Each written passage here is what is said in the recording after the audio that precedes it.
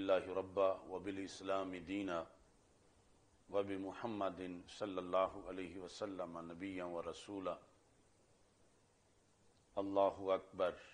اللہ اکبر اللہ اکبر، لبیک لبیک لبیک یا رسول اللہ صلی اللہ علیہ وسلم۔ الحمد للہ رب العالمین والصلاة والسلام علی سید المرسلین وعلی آلہ واصحابہ اجمعین، اما بعد فاعوذ باللہ من الشیطان الرجیم، بسم اللہ الرحمن الرحیم۔ وَإِذَا مَرِضْتُ فَهُوَ يَشْفِينِ، صدق اللہ العظیم وصدق رسولہ النبی الکریم الامین۔ ان اللہ وملائکتہ یصلون علی النبی یا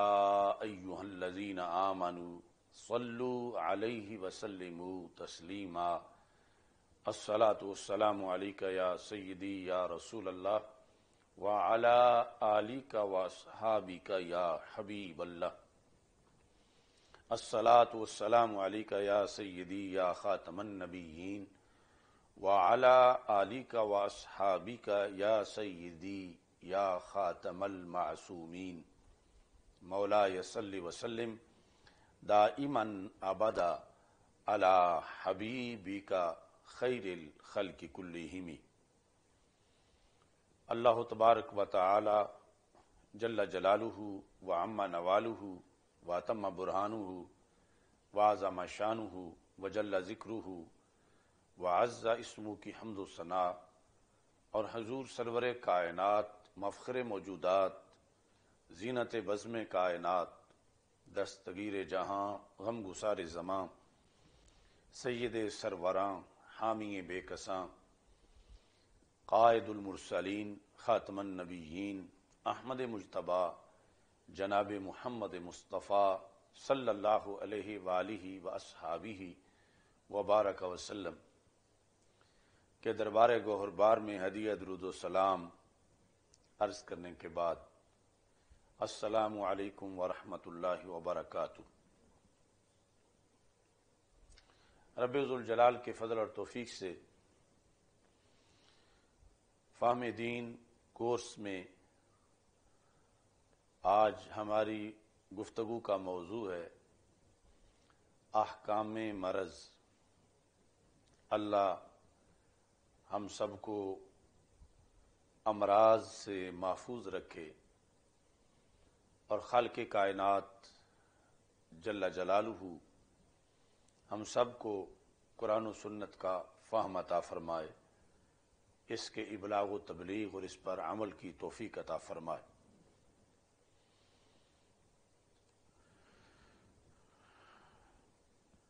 اسلام کا یہ کمال ہے کہ اس کے اندر انسان کے ہر پہلو پر گفتگو کی گئی اور احکام بیان کیے گئے۔ قرآن بحث کرتا ہے انسان بیمار تو سارے ہی ہوتے ہیں، ان کا تعلق کسی بھی دین کے ساتھ ہو، مگر اسلام وہ کامل دین ہے کہ جس کے اندر مرض کے بھی احکام ہیں۔ صحت کے لحاظ سے تو مختلف فلسفے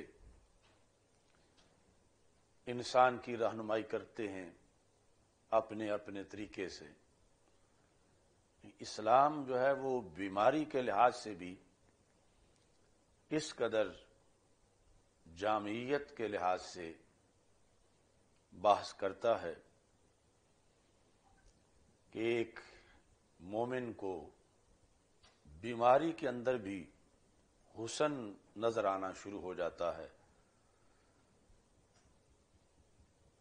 قرآن مجید برہان رشید کے اندر مرض کے لحاظ سے جو آیات موجود ہیں ان کی وضاحت کرتے ہوئے آج کے موضوع کو انشاءاللہ ہم مکمل کریں گے۔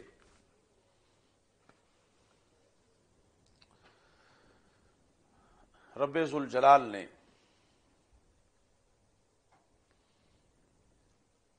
جب روزے کی بحث کی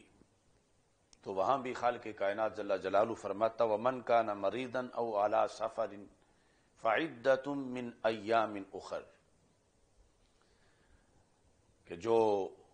بیمار ہو یا مسافر ہو پس اس کے لیے دوسرے دنوں میں گنتی ہے، یعنی مسافر اور مریض کو روزے کی رخصت ہے کہ وہ دوسرے دنوں میں روزہ رکھے۔ تو اب اس بنیاد پر مریض کے احکام روزے کی بحث میں بھی موجود ہیں۔ ایسے ہی نماز ہے اور پھر نماز کے لیے وضو ہے۔ قرآن مجید برہان رشید میں خالق کائنات جل جلالہ کا فرمان ہے وَإِن كُنتُم مَرْضَىٰ أَوْ عَلَىٰ سَفَرٍ، اگر تم بیمار ہو، مرضى مریض کی جمع ہے، یا تم سفر پہ ہو۔ آگے مختلف چیزوں کا ذکر کرنے کے بعد خالق کائنات فرماتا ہے فَلَمْ تَجِدُوا مَاءً،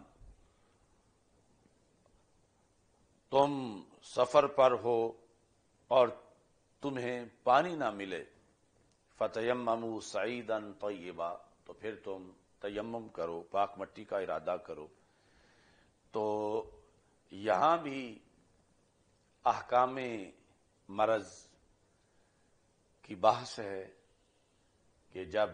پھر وہ آگے فقہا نے شرائط لکھی ہیں کہ مرض کس درجے کا ہو تو پھر تیمم کا حکم ہے۔ بہرحال اسلام نے، قرآن نے باقاعدہ حالت مرض کو موضوع بنایا ہے اور اس کے احکام بتائے ہیں۔ ایسے ہی جب جہاد کی بحث ہوتی ہے تو خالق کائنات جل جلالہ کا فرمان قرآن مجید میں موجود ہے لَيْسَ عَلَى الضُّعَفَاءِ وَلَا عَلَى الْمَرْضَىٰ وَلَا عَلَى الَّذِينَ لَا يَجِدُونَ مَا يُنْفِقُونَ حَرَجٌ إِذَا نَصَحُوا لِلَّهِ وَرَسُولِهِ، کہ جو ضعیف لوگ ہیں یا مریض ہیں یا جن کے پاس جہاد پر جانے کے لیے اخراجات نہیں سواری کے لحاظ سے، تو اللہ تعالیٰ فرماتا ہے ان پر حرج نہیں، یعنی بیمار بندہ اگر جہاد پہ نہیں گیا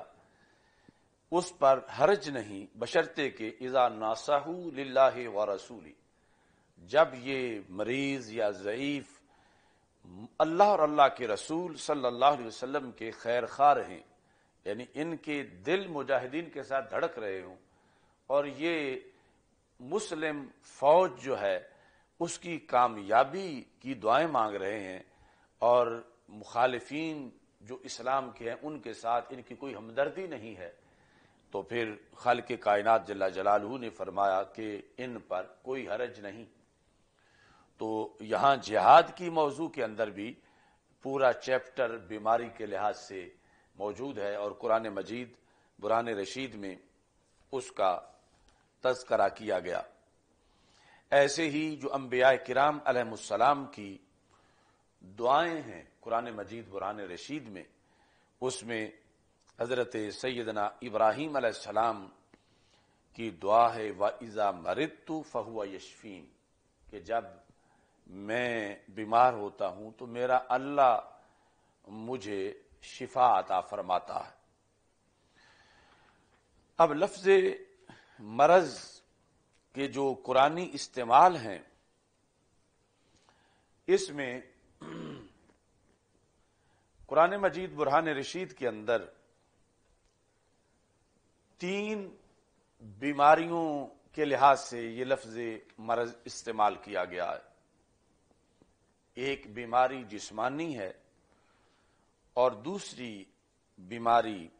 نفسانی ہے، جس کو روحانی بیماری بھی کہا جاتا ہے۔ اور پھر یہ جو نفسانی بیماری ہے اس کی پھر آگے دو قسمیں ہیں۔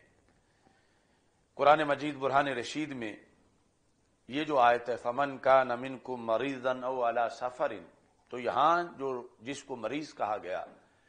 اس سے مراد روحانی مریض نہیں ہے بلکہ جسمانی مریض ہے، کہ جس میں اللہ کی طرف سے ریلیف دیا جا رہا ہے کہ جو بندہ بیمار ہے کہ روزہ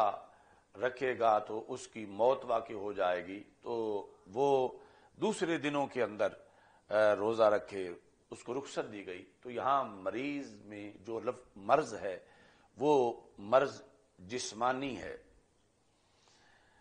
دوسرے مقام پر خالق کائنات ارشاد فرماتا ہے فی قلوبہم مرض، ان کے دلوں میں بیماری ہے، فزادہم اللہ مرضا، اور اللہ نے ان کی بیماری کو زیادہ کر دیا۔ تو اب یہ جو دلوں میں بیماری ہے یہ جسمانی بیماری کی یہاں بات نہیں ہو رہی بلکہ نفسانی بیماری کی بات ہو رہی ہے، کہ ان کے دلوں کے اندر کفر ہے، منافقت ہے۔ تو اس طرح یعنی خود قرآن مجید میں انواع مرض کو بیان کیا گیا ہے جسمانی اور نفسانی کے لحاظ سے۔ قرآن مجید برہان رشید کے لحاظ سے جو نفسانی بیماریاں ان میں جہاں کفر، شک، منافقت ان سب کو بیماری کہا گیا ہے، وہاں جو فسق و فجور ہے اس کو بھی بیماری سے تعبیر کیا گیا ہے اور مرض سے اس کا تذکرہ قرآن مجید برہان رشید کے اندر کیا گیا۔ مثال کے طور پر 22ویں پارے میں خالق کائنات جل جلالہ نے جب ازواج مطہرات کے لحاظ سے احکام بیان کیے تو رب ذوالجلال نے ان احکام کے لحاظ سے ازواج مطہرات کو یہ حکم دیا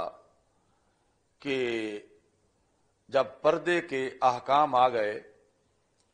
فَيَطْمَعَ الَّذِي فِي قَلْبِهِ مَرَضٌ، یہ رب ذوالجلال کا فرمان ہے قرآن مجید برہان رشید کے اندر کہ جس وقت تم ازواج مطہرات کو کہا گیا کوئی چیز مانگتا ہے اور تم انہیں چیز دیتی ہو تو اس کے اندر تم اپنے آواز کے لحاظ سے اور انداز کے لحاظ سے پورا حجاب کا خیال رکھو، تاکہ کہیں ایسا نہ ہو کہ کوئی بندہ کہ جس کے دل میں بیماری ہے وہ طمع کرے۔ تو یہاں پر فَيَطْمَعَ الَّذِي فِي قَلْبِهِ مَرَضٌ، یہ لفظ مرض جو ہے یہ فسق و فجور کے معنی میں بولا گیا ہے۔ قرآن مجید برہان رشید کے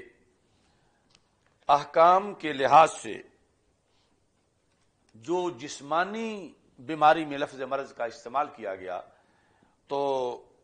اس کی تعریف ائمہ نے یہ کی ہے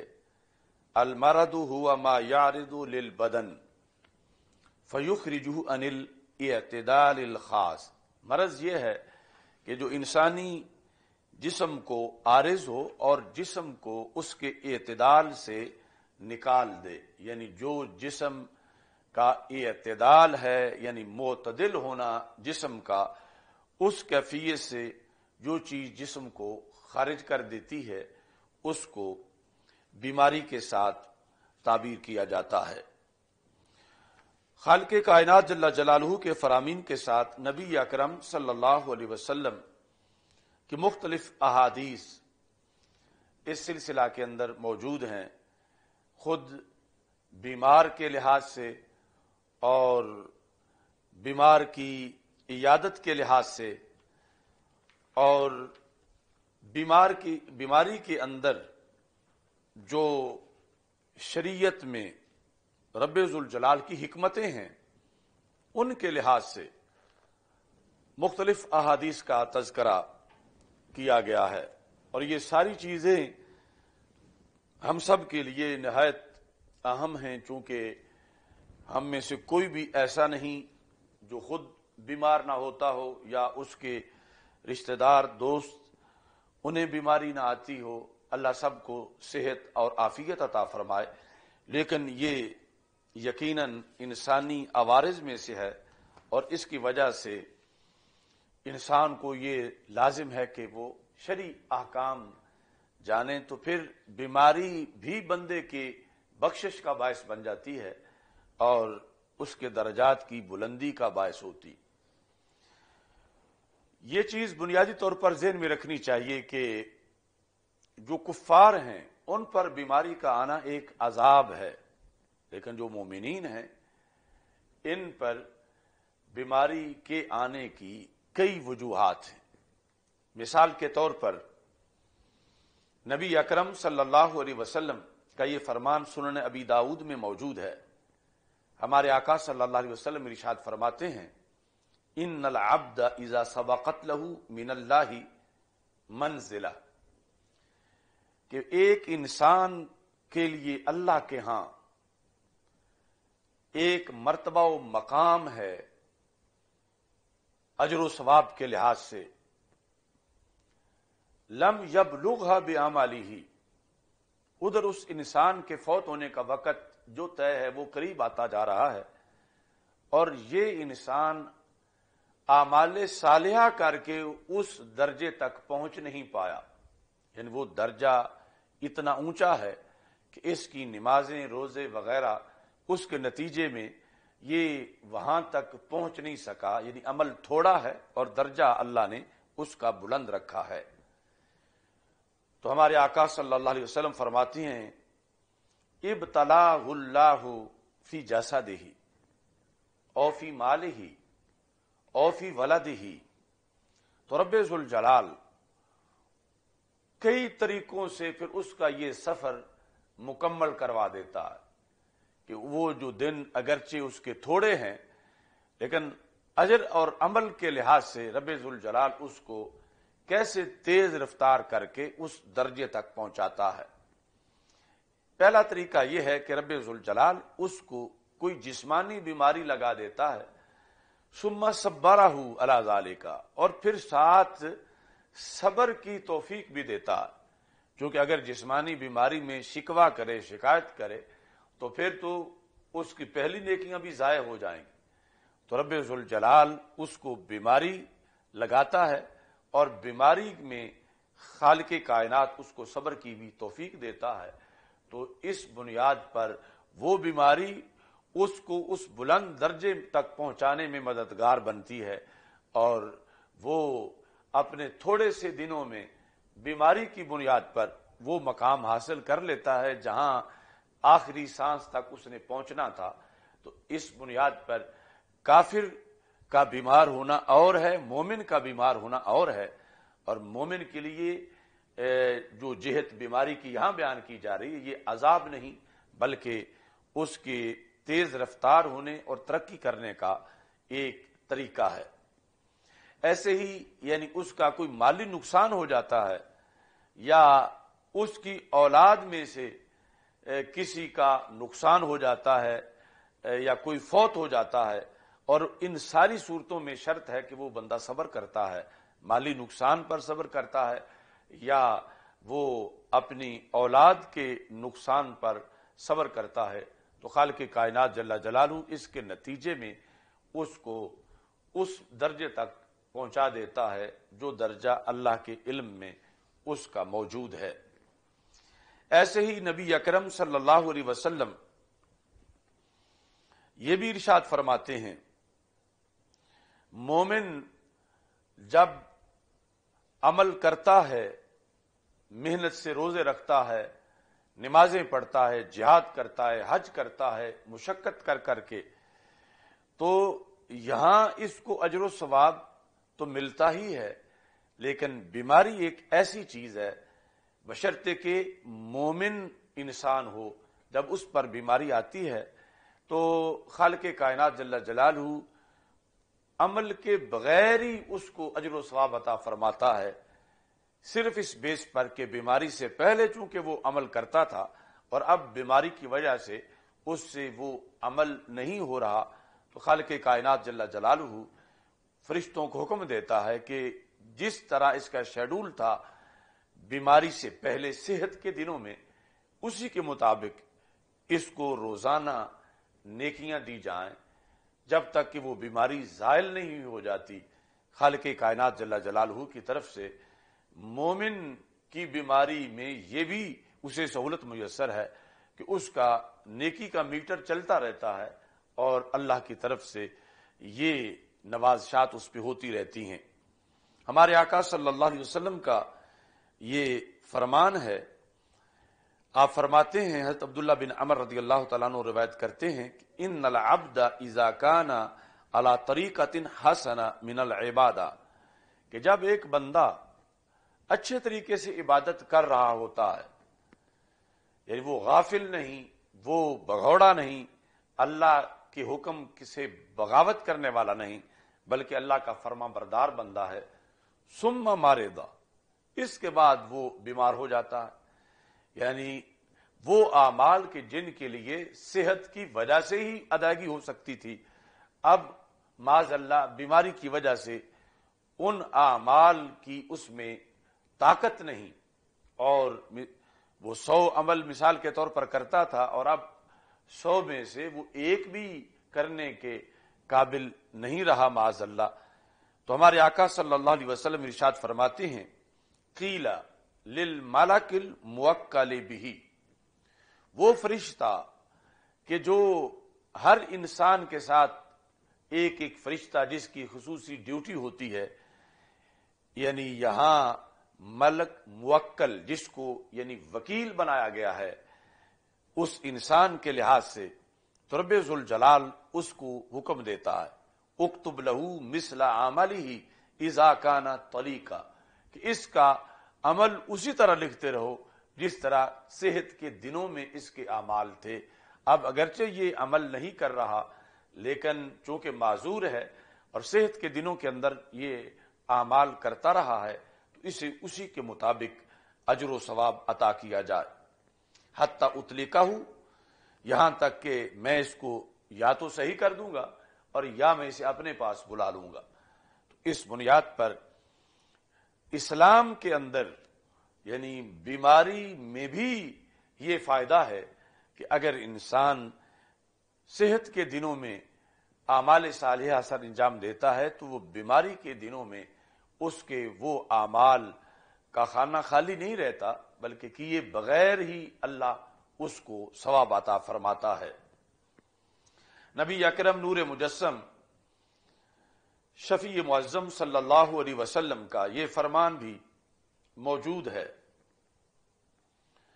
ان المؤمن اذا اصابہ، مومن جو ہے جب اس کو بیماری لگتی ہے، ثم عافاہ اللہ عز وجل منہ، اور پھر اللہ اس کو عافیت دے دیتا ہے، تو کیا ہوتا ہے؟ فرمایا کان کفارۃ لما مضی من ذنوبی، اس کی زندگی کے جتنے پہلے گناہ تھے یہ بیماری ان کا کفارہ بن جاتی ہے، یعنی ان گناہوں کو جھاڑ دیتی ہے۔ وموعظۃ لہ فیما یستقبل، اور یہ بیماری مستقبل کے لحاظ سے اس کے لیے ایک نصیحت بن جاتی ہے، یعنی مستقبل کے لحاظ سے بیماری اس کو غفلت سے باہر نکالتی ہے، اس کو جھنجھوڑتی ہے، اور ایک دستک ہے اس کے ضمیر پر کہ اللہ نے تجھے اب صحت دی ہے تو پھر اللہ کی اطاعت کرو، مزید اطاعت کرو۔ تو ہمارے آقا صلی اللہ علیہ وسلم نے فرمایا کہ مومن کے لیے بیماری کے دو پہلو ہیں، ایک ماضی کے لحاظ سے، ایک مستقبل کے لحاظ سے۔ ماضی کے لیے کفارہ ہے جتنے گناہ تھے، اور مستقبل کے لحاظ سے یہ واعظ ہے، نصیحت ہے، اور گناہوں سے بچاؤ کے لیے یہ انسان کی غفلت دور کرتی ہے کہ بندہ سوچتا ہے کہ ایک وہ وقت تھا کہ میں اٹھ ہی نہیں سکتا تھا، چل پھر نہیں سکتا تھا، تو اب اللہ نے مجھے صحت دی ہے تو اب میں کیوں نماز چھوڑوں، میں اللہ کی اطاعت کروں۔ تو اس بنیاد پر یہ دو پیغام مومن کے لیے بیماری کے ہیں۔ اور دوسری طرف ہمارے آقا صلی اللہ علیہ وسلم فرماتے ہیں وَإِنَّ الْمُنَافِقِ إِذَا مَرِضَ، منافق جب بیمار ہوتا ہے، اور یہاں کافر بھی ساتھ ہے، فرمایا جب وہ بیمار ہوتا ہے اور اس کے بعد پھر اللہ اس کو عافیت دے دیتا ہے، تو اس کا بیمار ہونا اور بیماری کے بعد پھر اس کا صحیح ہونا یہ کیسے ہے؟ فرمایا کانا کل بعیر، یہ یوں ہے کہ جیسے ایک اونٹ تھا، آقالہ اہلہ، اس کے مالکوں نے اسے باندھ دیا، چلنے پھرنے سے روک دیا، ثم ارسلوہ، اور پھر کچھ دنوں کے بعد اسے کھول دیا، فلم یدر لما عقلوہ، اور اس اونٹ کو کیوں کوئی پتہ نہیں کہ اس کے مالکوں نے کیوں اس کو باندھا تھا، ولما ارسلوہ، اور کیوں اس کو چھوڑا تھا۔ تو یہ منافق اور کافر کا بیمار ہونا ہے کہ اونٹ کی طرح ہے، جس طرح اونٹ کو کسی نے باندھ دیا اور کھول دیا، نہ باندھنے کے لحاظ سے اونٹ کو پتا ہے کہ باندھا کیوں تھا، نہ کھولنے کے لحاظ سے ہے کہ مجھے کھولا کیوں کیا۔ یہ ہے ایک منافق کی بیماری اور اس کا بیماری سے صحیح ہونا۔ لیکن مومن جو ہے اس کے لحاظ سے بیماری کی حکمتیں ہیں کہ ماضی کے گناہوں کا کفارہ ہے اور مستقبل کے لیے سبق ہے، عبرت ہے، اور مومن کو سستی سے بچانے کا ایک بہت بڑا طریقہ ہے۔ نبی اکرم نور مجسم شفیع معظم صلی اللہ علیہ وسلم نے یہ بھی ارشاد فرمایا، جو کہ بخاری اور مسلم دونوں میں موجود ہے، اور اس سے انسان کو یہ پتہ چلتا ہے کہ ایماندار ہونا انسان کے لیے کس قدر اس کی خوش قسمتی ہے کہ حالت ایمان میں مومن کی پانچوں گھی میں ہے، یعنی وہ کوئی بھی حالت ہو، ایمان اس کا قائم ہے تو پھر اس کے عمل کا میٹر خود بخود چل رہا ہے، اور اس کو یہ خیال بھی نہیں کہ میں نیکی کر رہا ہوں، اور اللہ کی طرف سے اسے اجر و ثواب سے مالا مال کیا جاتا ہے۔ ہمارے آقا صلی اللہ علیہ وسلم ارشاد فرماتے ہیں مومن کو جب تھکاوٹ ہوتی ہے، ایک تو ہے نا بیماری، ایک ہے محض تھکاوٹ، مومن جو ہے اس کو کوئی فکر لاحق ہوتی ہے، کوئی غم، کوئی اندیشہ،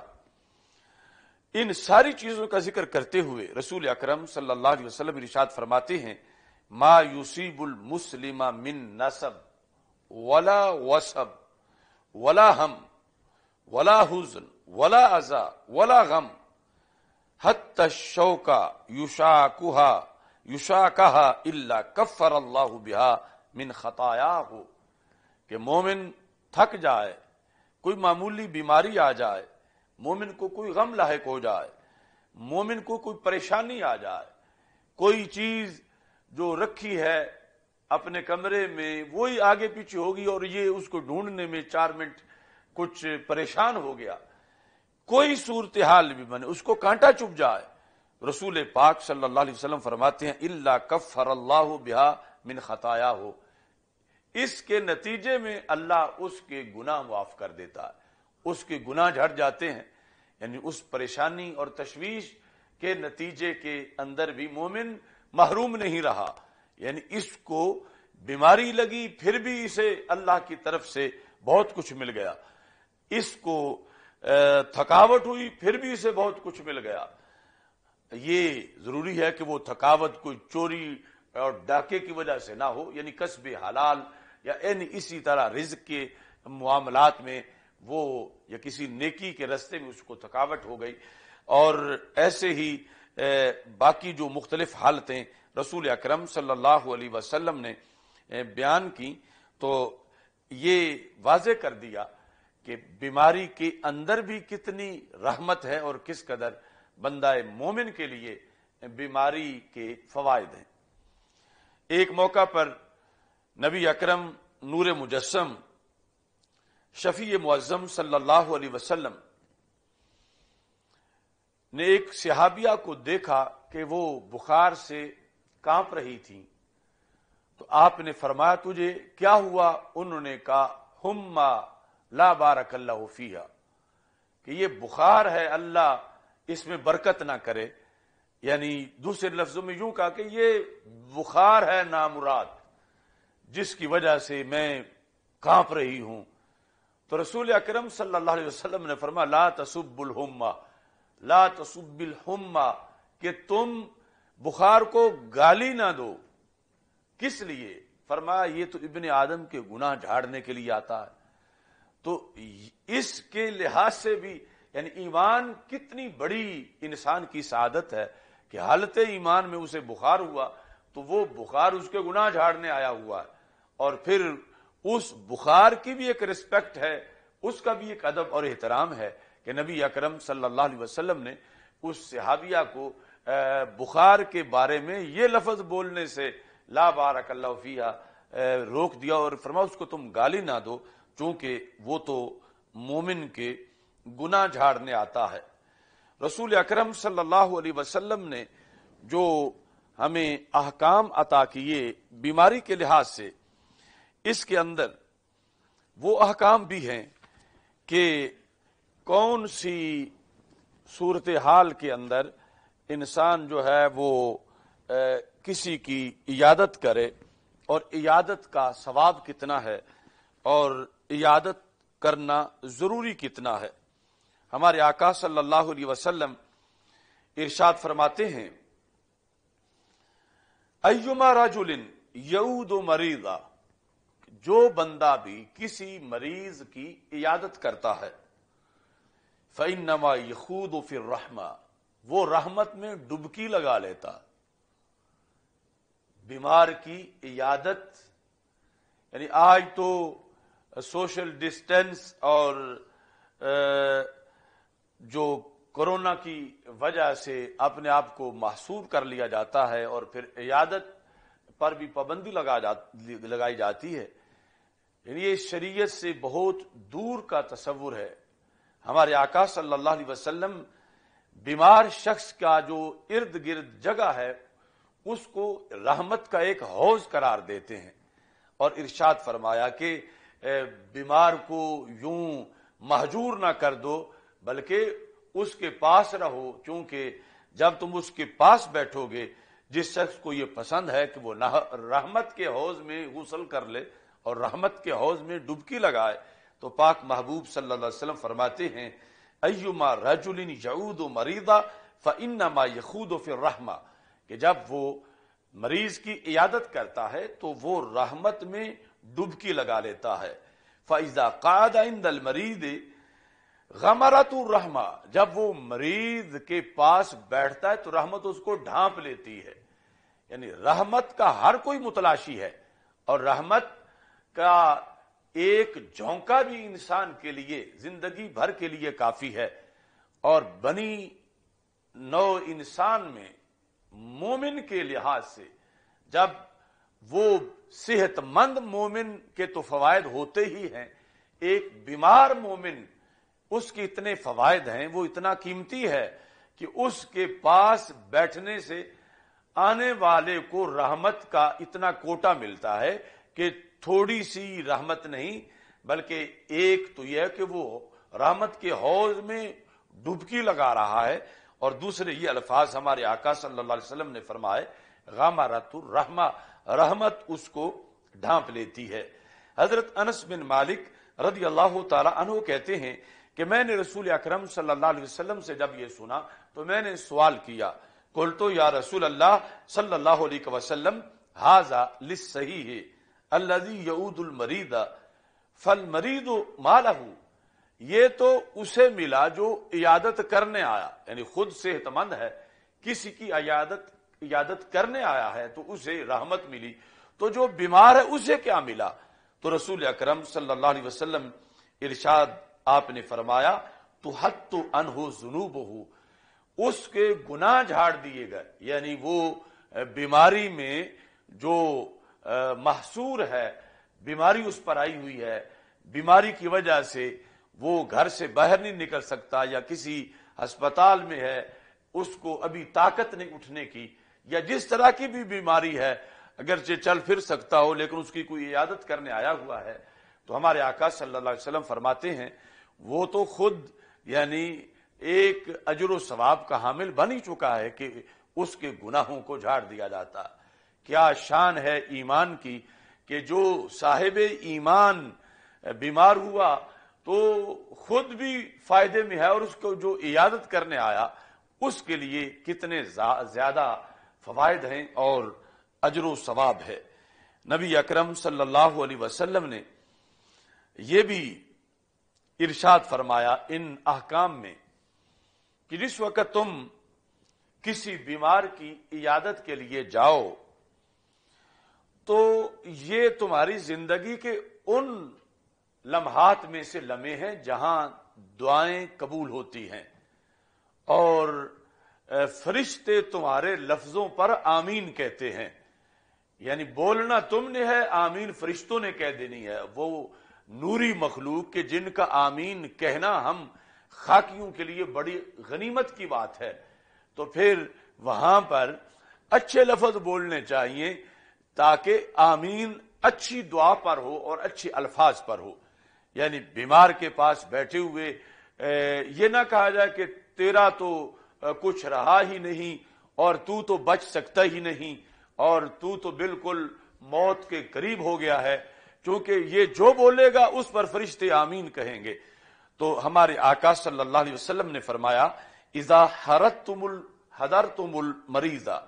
جب تم مریض کے پاس حاضر ہو جاؤ، فقولوا خیرا، تو بات اچھی کرو۔ یہ بھی ہم سب کے لیے سبق ہے، یعنی اس کو سہارا دو اور بیماری اور علالت کے رخصت ہونے کی بات کرو کہ بیماری نہیں رہے گی، طہور انشاءاللہ، اللہ کے فضل سے اس نے گناہ جھاڑ دیے اور تم بالکل ٹھیک ہونے والے ہو۔ ہمارے آقا صلی اللہ علیہ وسلم فرماتے ہیں فَإِنَّ الْمَلَائِكَةَ يُؤْمِنُونَ عَلَى مَا تَقُولُونَ، کہ یہ بیمار کا خصوصی اہتمام ہے کہ فرشتے وہاں موجود ہیں جن کی ڈیوٹی ہے کہ وہ آمین کہے۔ تو جس وقت تم دعا کرو گے، اچھی بات کرو گے، صحت کی بات کرو گے، تو فرشتے اس پر آمین کہیں گے، اور آمین کہنے سے فرشتوں کی آمین قبول ہوگی، اور اس لحاظ سے اللہ خیر فرمائے گا، اور دونوں کو جو عیادت کے لیے گیا ہے اور جو مریض ہے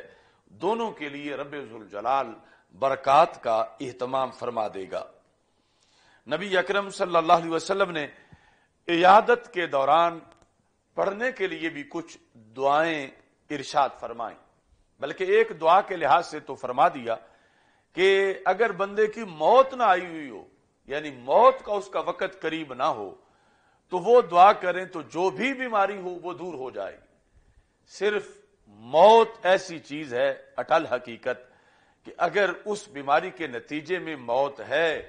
تو پھر تو اسے شفا نہیں ملے گی، ورنہ جو بھی بیماری ہے ان کلمات کے پڑھنے سے وہ بیماری دور ہو جائے گی۔ رسول اکرم صلی اللہ علیہ وسلم کا یہ فرمان سنن ابی داؤد میں موجود ہے۔ حضرت عبداللہ بن عباس رضی اللہ تعالی عنہما اس کی روایت کرتے ہیں ما من عبد مسلم یعود مریضا، جو عیادت کے لیے گیا یہ بھی مسلمان ہے، جس کی عیادت کر رہا ہے وہ بھی مسلمان ہے، یہ جب اس کی عیادت کے لیے گیا ہے لم یحضر اجلہ، ابھی اس کی موت کا وقت نہیں آیا، ایسا مریض ہے کہ موت کا وقت ابھی اس کا نہیں آیا، بیماری کوئی بھی ہو، سرکار فرماتے ہیں فَيَقُولُ 7 مرات، تو یہ جانے والا 7 بار یہ کلمات پڑھ دے، اِلَّا عُوفِیَ، سرکار نے حسر کے ساتھ فرمایا کہ ضرور بھی ضرور اس کو شفا مل جائے گی۔ اگر اس کی موت کا وقت نہیں تو بیماری جو بھی ہے ان کلمات کے نتیجے میں بیماری چلی جائے گی اور اس بندے کو شفا مل جائے گی۔ وہ کلمات یہ ہیں اسأل اللہ العظیم، کہ میں اللہ سے سوال کرتا ہوں جو کہ عظیم ہے، رب العرش العظیم، وہ اللہ جو عرش عظیم کا رب ہے، کیا میں سوال کرتا ہوں این یشفیہ کا، کہ اللہ تمہیں شفا عطا فرمائے۔ تو یہ مختصر کلمات ہیں، تو ان کو یاد کرنا چاہیے اور پھر یعنی اپنے معمول کا حصہ بنانا چاہیے۔ تو میں یہ پھر پڑھتا ہوں، اسأل اللہ العظیم رب العرش العظیم این یشفیک، اسأل اللہ العظیم رب العرش العظیم این یشفیک، کہ میں اللہ سے سوال کرتا ہوں جو عظیم ہے اور وہ عرش عظیم کا رب ہے، خود بھی عظیم ہے اور اس کا عرش بھی عظیم ہے، اس اللہ سے میں سوال کرتا ہوں۔ تو یہ خاص تاثیر ہے ان لفظوں میں، اور رسول پاک صلی اللہ علیہ وسلم نے اس تاثیر کو جانتے ہوئے امت کو یہ تحفہ عطا کیا کہ جس وقت ان لفظوں کے ساتھ یہ بندہ جو عیادت کے لیے گیا ہے اس مریض کی شفا کے لیے دعا کرے گا، اسأل اللہ العظیم رب العرش العظیم این یشفیک، کہ میں اللہ سے جو کہ عظیم ہے، وہ اللہ جو عرش عظیم کا رب ہے، میں اس سے یہ درخواست کرتا ہوں کہ وہ تجھے شفا عطا فرمائے۔ تو رسول اکرم صلی اللہ علیہ وسلم نے ارشاد فرمایا اگر اس کی موت کا وقت نہیں آیا ہوا تو جو بھی بیماری ہو ان کلمات کے نتیجے میں وہ بیماری دور ہو جائے گی۔ نبی اکرم نور مجسم شفیع معظم صلی اللہ علیہ وسلم نے اس چیز کی اہمیت کو بیان کرتے ہوئے کہ عیادت کس قدر ضروری ہے، آپ نے ارشاد فرمایا، حضرت ابو ہریرہ رضی اللہ تعالی عنہ کہتے ہیں،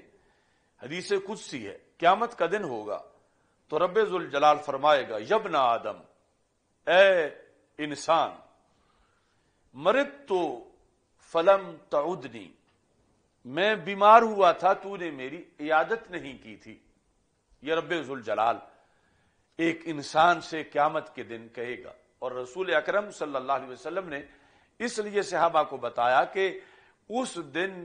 کمی نہ رہے، جو ایک بہت بڑا عمل اس دن سامنے آئے گا تو میں تمہیں پہلے بتا رہا ہوں تاکہ تمہارے نامہ اعمال میں وہ نیکی موجود ہو۔ اللہ فرمائے گا کہ میں بیمار ہو گیا تھا، تو نے میری عیادت نہ کی، مرضت فلم تعدنی۔ تو بندہ کہے گا، یا رب کیف اعودک وانت رب العالمین، میں کیسے تیری عیادت کرتا، تو سارے جہانوں کا رب ہے۔ تو اس میں کئی امور ہیں، ایک تو یہ ہے کہ یہ چونکہ کلام اللہ کا ہے تو اپنے طور پر اس کا یہ کہنا میں بیمار ہو گیا، میں مریض ہو گیا، یہ اس کو تو اجازت ہے کہ ہمارے لیے تو یہ بھی جائز نہیں کہ ہم اللہ کے بارے میں لفظ مرض کا استعمال کریں، کیونکہ شریعت میں یہ طے شدہ بات ہے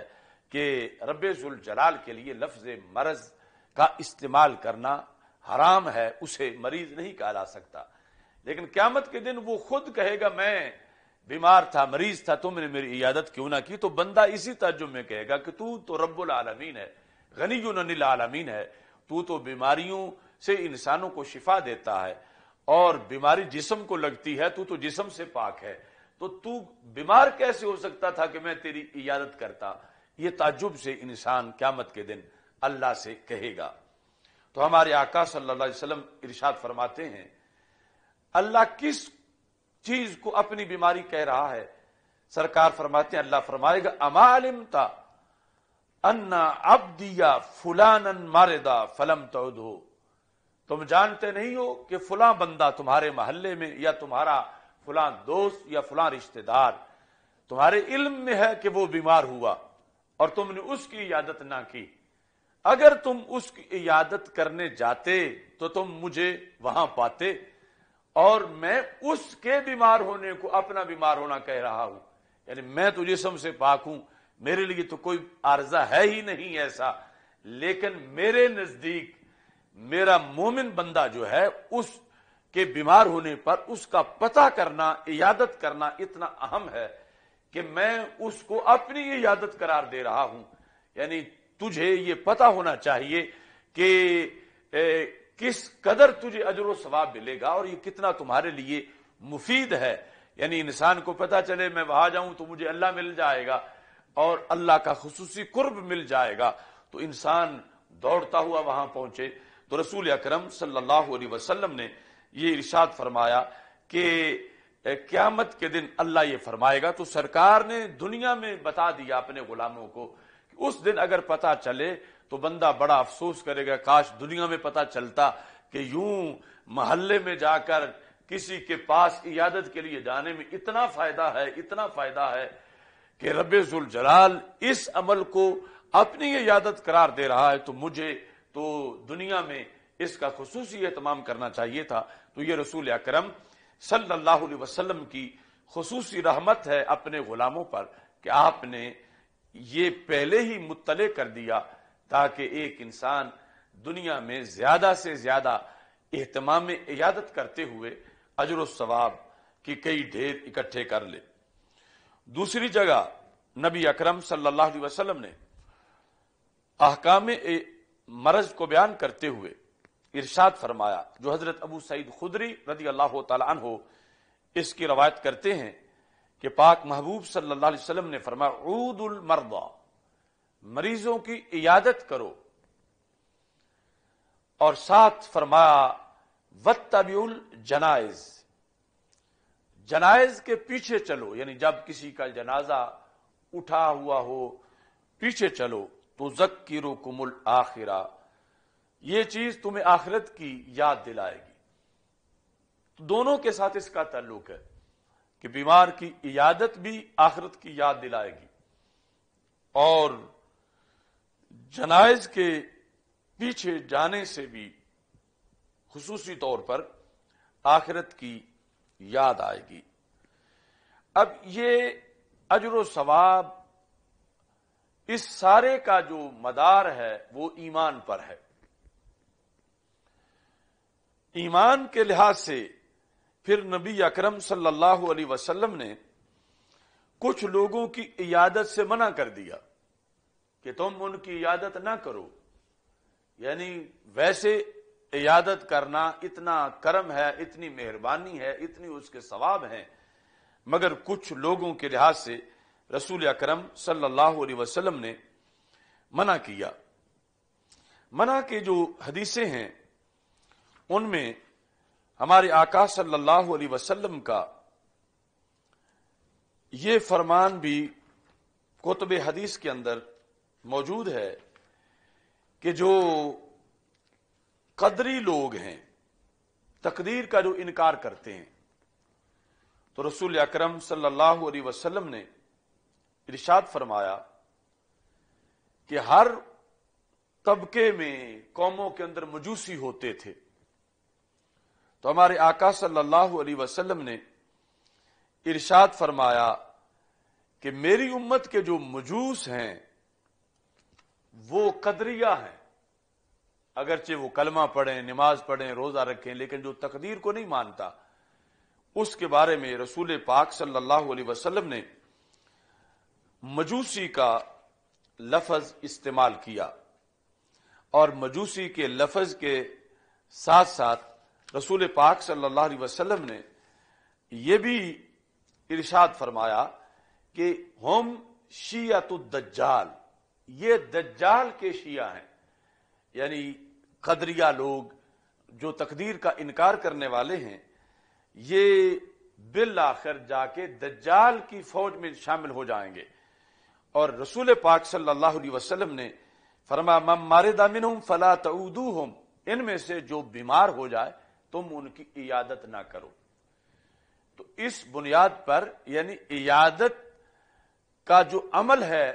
اس کی شرائط بھی ہیں کہ اتنا بڑا ثواب جو بتایا جا رہا ہے وہ تب ہے کہ جس کی کرنی ہے وہ صحیح العقیدہ بھی ہو اور وہ ایسے بگاڑ پر مشتمل اس کا عقیدہ نہ ہو کہ جس کی بنیاد پر جانے والے کا بھی نقصان ہو جائے. اور ایسے ہی جو مختلف قسم کے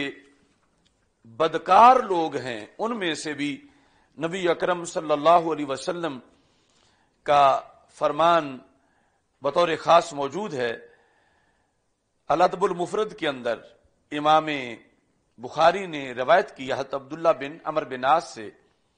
وہ کہتے ہیں کہ لا تعودوا شراب الخمر اذا مارضوا، کہ شرابی بندہ جب بیمار ہو جائے تو اس کی عیادت نہ کرو۔ اور مجوس جو حضرت حذیفہ رسول پاک صلی اللہ علیہ وسلم سے روایت کرتے ہیں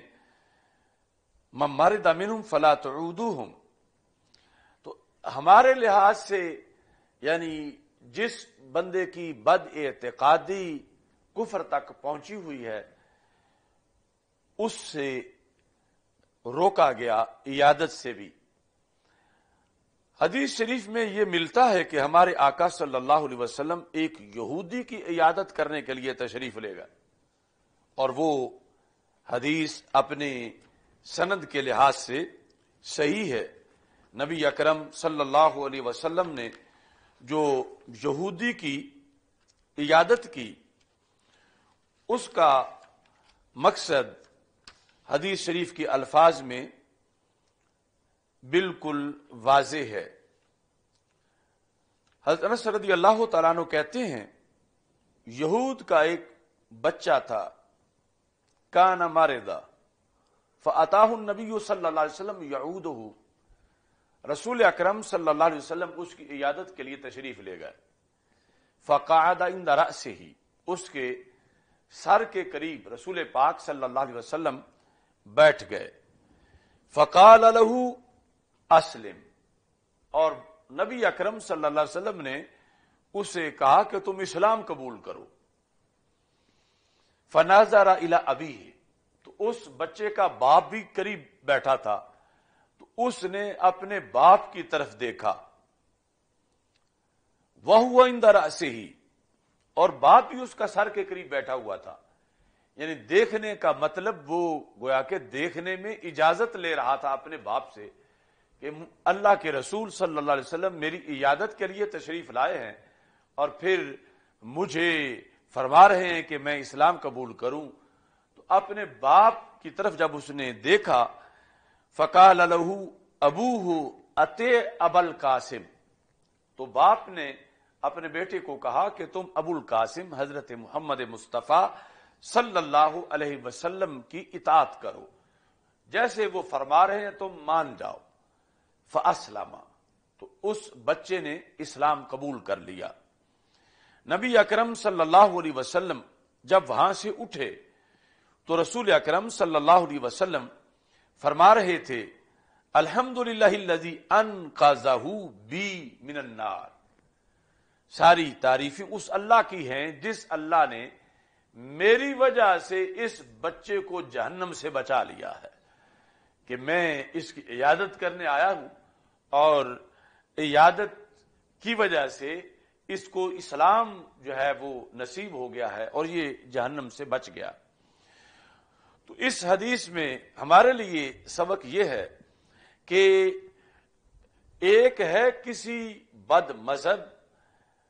بد عقیدہ کی عیادت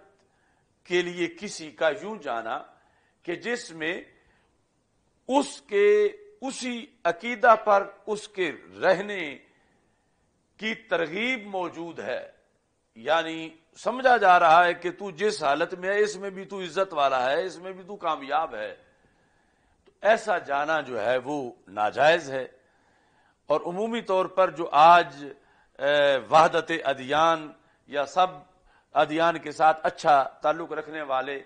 لوگ ہیں، یہود کے پاس جاتے ہیں، کرسچن کے پاس جاتے ہیں، ہندوؤں سکھوں کے پاس جاتے ہیں،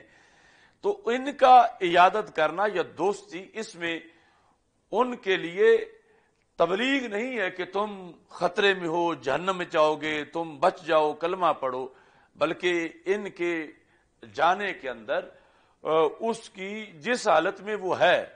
اسی کی ایک حوصلہ افزائی موجود ہوتی ہے۔ تو اس طرح کی عیادت جو ہے وہ جائز نہیں۔ ہاں، اگر ایک شخص جو اتنا مضبوط ایمان رکھتا ہے کہ وہ تو کسی سے متاثر نہیں ہوگا اور وہ جا رہا ہے آخری لمحات میں یا بیماری کی حالت میں کسی کو جہنم سے بچانے کے لیے، اور اس غلط کو غلط کہنے کی طاقت رکھتا ہے اور اسے سمجھانا چاہتا ہے کہ تو کیوں جہنم میں جا رہا ہے، اپنے آپ کو جہنم کی آگ سے بچا لے۔ تو اس طرح بحیثیت مبلغ جانا، اور یہ اس کا ریکارڈ بھی ہو کہ وہ ویسے کفار کے ساتھ دوستی نہیں رکھتا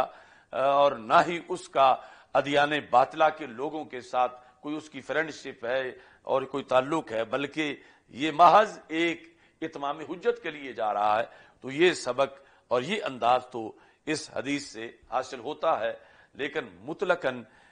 جو دوسری حدیثیں ہیں جس کے اندر رسول پاک صلی اللہ علیہ وسلم نے قدریہ کے بارے میں بطور خاص فرمایا، ان کو اپنی امت کا مجوس قرار دیا، اور پھر اس کے لحاظ سے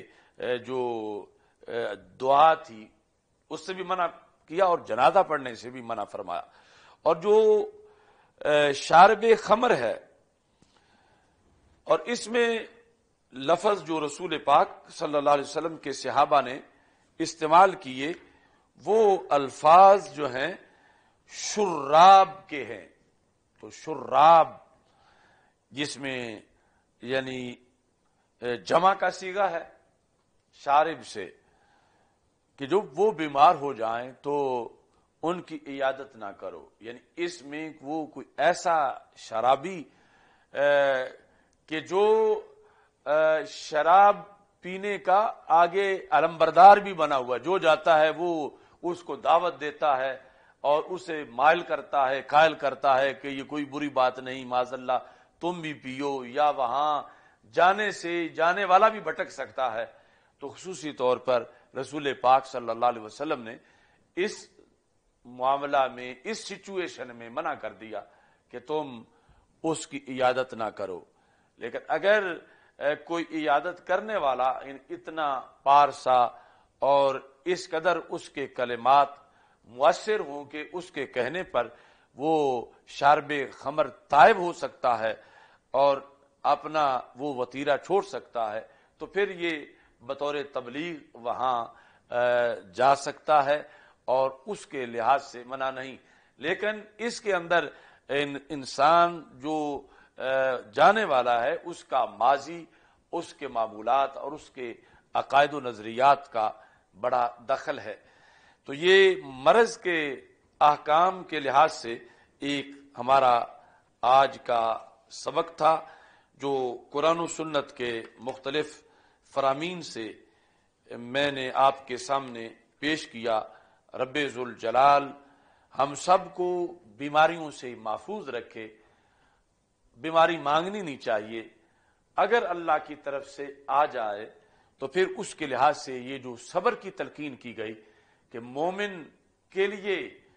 اس کے اندر کئی حکمتیں ہیں، اور پھر وہ بیمار اور اس بیمار کو جو اس کی عیادت کے لیے آتا ہے، جس گھر میں وہ ہے، جو اس کی خدمت کر رہے ہیں، جو لوگ اس کے علاج معالجہ میں شریک ہیں، تو شریعت مطہرہ نے یہ واضح کیا کہ وہ اسے بوجھ نہ سمجھے، بلکہ وہ ان کے پاس ایک نیکیوں کا مجسم ہے، اور اس کی وجہ سے ان کو بھی برکات ملیں گی، اور اس کی وجہ سے اس کے اپنے گناہ بھی بیماری سے جڑیں گے، اور جو اس کی خدمت میں ہیں، اس کی دیکھ بھال کرتے ہیں، اس کا علاج کرتے ہیں، رب ذوالجلال ان کے گناہ بھی معاف کرے گا۔ خالق کائنات جل جلالہ ہم سب کو صحت و عافیت کے ساتھ پوری زندگی دین متین کی خدمت کی توفیق عطا فرمائے، اور جتنی بھی ہماری جسمانی روحانی بیماریاں ہیں، اشرۂ رحمت میں خالق کائنات جل جلالہ رسول پاک صلی اللہ علیہ وسلم کے عظیم مرتبہ کے طفیل وہ ساری ہماری بیماریاں، ہمارے دوستوں کی بیماریاں، رشتہ داروں کی بیماریاں، وہ سب کی سب رب ذوالجلال دور فرمائے۔ وآخر دعوایا ان الحمد للہ رب العالمین۔